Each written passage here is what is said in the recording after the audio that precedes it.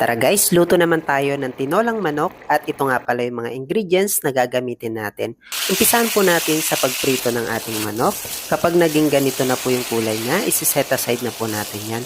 Tapos maggisa na po tayo dito. Unahin po natin itong luya, sunod po natin yung bawang, pati na rin po ng sibuyas. Hintayin lang po natin lumabas yung aroma at kapag okay na, ilagay na po natin dito yung chicken po natin. Haluin at maglagay tayo dito ng patis at ng paminta bilang pampalasa.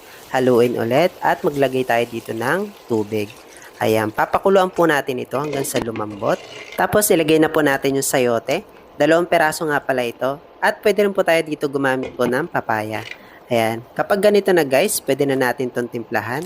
At mag-a-adjust lang tayo, depende po sa gusto po natin. Naglagay pala tayo dito ng patis at saka ng paminta. Haluin ulit natin at kapag malambot na po yung sayote, ilagay na po natin dito yung dahon ng sili at ng malunggay. Ayan, tapos haluin lang po natin ito at maglagay na rin tayo dito ng siling green at saka siling red para may sipa talaga habang humihigop tayo ng masarap na sabaw. At ayan na guys, luto na po ito. Pwede na po natin itong iserve. At kung nagustuhan nyo po yung recipe po natin, pwede nyo rin po itong gayahin. At huwag nyo pong kalimutan na i-follow nyo rin po ako. Thank you!